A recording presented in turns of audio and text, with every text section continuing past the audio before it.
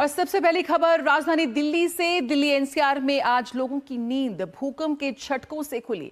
इस दौरान भयंकर आवाज भी सुनाई दी। लोग बुरी तरह से दहशत में आ गए। सुबह 5:36 पर ये झटके महसूस किए गए। नेशनल सेंटर फॉर सेस्मोलॉजी के मुताबिक दिल्ली और इसके आसपास के इलाकों में 4.0 की तीव्रता का भूकंप दर्ज किया गया। भूकंप का केंद्र दिल्ली में जमीन से 5 किलोमीटर की गहराई में था। अब तक भूकंप में किसी भी तरह के हताहत होने की किसी की खबर नहीं है। दिल्ली, नोएडा, गाजियाबाद और गुरुग्राम समेत अलग अलग इलाकों में भूकंप के झटके महसूस किए गए। दिल्ली पुलिस ने भी एक्स के जरिए उम्मीद जताई कि सभी लोग सुरक्षित हैं। दिल्ली पुलिस की ओर से कहा गया है कि लोग आपातकालीन सहायता के लिए 112 डायल करें। और इस बीच लोगों में काफी डर देखा गया।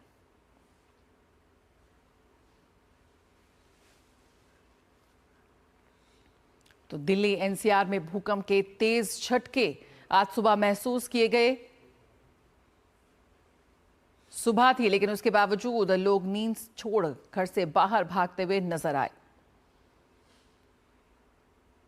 प्रधानमंत्री मोदी ने सभी लोगों से सावधानी बरतने की अपील की है। उन्होंने सोशल मीडिया प्लेटफॉर्म एक्स पर लिखा कि दिल्ली और इसके आसपास के इलाकों में भूकंप के झटके महसूस किए गए। मैं हर किसी से अपील करता हूं कि सुरक्षा सावधानियों का पालन करें, सतर्क रहें। अधिकारियों ने स्थिति पर नजर बना रखी है।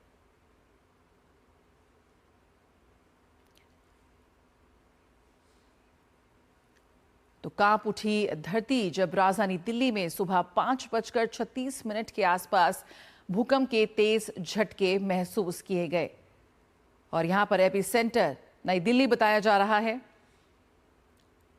प्रधानमंत्री नरेंद्र मोदी ने दिल्ली में महसूस किए गए इन भूकंप के झटकों।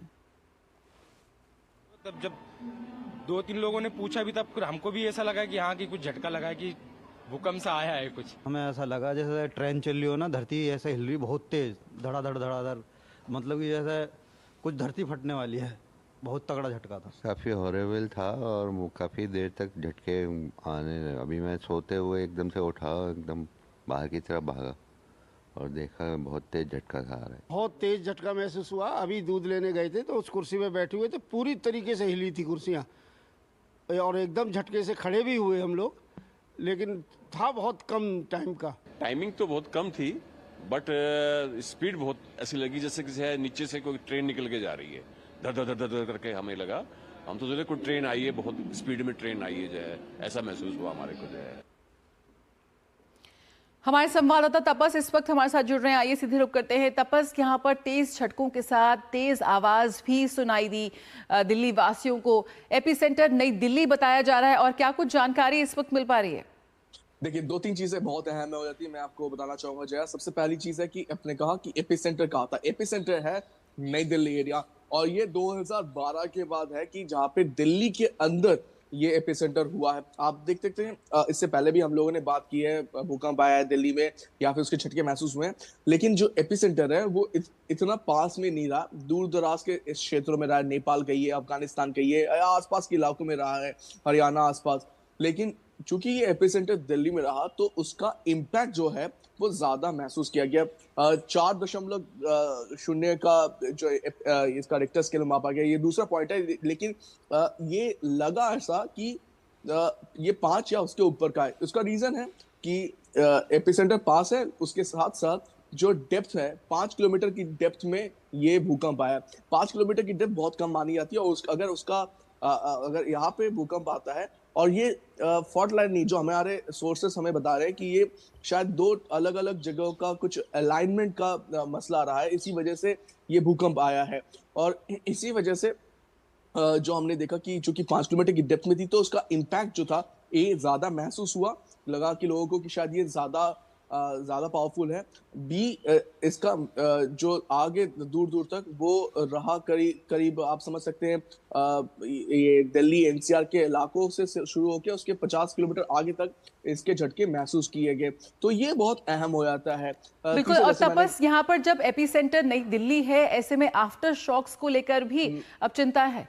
बिल्कुल, मैं अभी उसी पे आ रहा था कि आफ्टर शॉक जब बनता है और आफ्टर शॉक जो होता है वो बहुत महत्वपूर्ण है। तो प्रधानमंत्री नरेंद्र मोदी ने भी अपने एक्स पोस्ट में ये इस बात का जिक्र किया कि आप इस चीज का ध्यान रखें कि इसके बाद आफ्टर शॉक होने के ज्यादा चांसेस होते हैं। दो तरीके के आफ्टर शॉक्स होते हैं। ए तो भूकंप के ठीक बाद ही कुछ झटके और ज्यादा हो, और प्रधानमंत्री नरेंद्र मोदी को इसलिए ज्यादा पता है क्योंकि जब उन्होंने कार्यभार एज अ चीफ मिनिस्टर संभाला था गुजरात में, तब भुज में सबसे बड़ा भूकंप आया था। आपको याद है जय, जब पूरा का पूरा गुजरात एक तरह से भुज का जो पूरा इलाका है वो तबाह हो गया था। तो उनको पता है कि आफ्टर शॉक जब आता है तो दो तरीके से, ए तो जब भूकंप आता है उसके ठीक बाद आता है, अगर उस समय नहीं है तो उसके भूकंप के बाद वो जो एरिया होता है वो चूंकि इतना ज्यादा सेंसिटिव हो जाता है, तो एक दो दिन बाद भी आफ्टर शॉक आने के या फिर दूसरे भूकंप के झटके आने के ज्यादा चांसेस बढ़ जाते हैं। तो ये दो तीन चीजें बहुत अहम है। दूसरा कि लोगों में एक घबराहट जरूर थी, क्योंकि करीब ये 7-8 सेकंड का मसला रहा, 7-8 सेकंड रहा और ये बहुत इंटेंस था। तो उस समय लोग बाहर हबड़ तबड़ में निकले, कुछ जो एजेड है वो निकल नहीं पाए, जो लोग निकल पड़े वो रास्ते में आए, तो वो एक माहौल थोड़ा सा डरावना माहौल बन रहा था। तो इसी वजह से जब देश का नेता इस तरीके से फिर आगे आता है, बोलता है कि आप चिंता मत करिए, सब लोग हैं, और जो ऑफिशियल्स है, जो कंसर्न ऑफिशियल्स है, वो इस चीज को बारीकी से देख रहे हैं। तो एक लोगों को एक समझाया था कि हाँ चीजें ठीक है, एक तरह से ठीक तरीके से हो रही है। तो ये बहुत महत्वपूर्ण हो जाता है, क्योंकि आपदा कभी भी आ सकती है, नेचुरल कैलामिटीज कभी भी आ सकती है, इसको रोक पाना मुश्किल नामुमकिन है, क्योंकि आज तक अभी तक हमारे पास वो टेक्निक नहीं आई है, वो टेक्नोलॉजी नहीं आई है कि जो भूकंप है उसको प्रेडिक्ट कर पाए।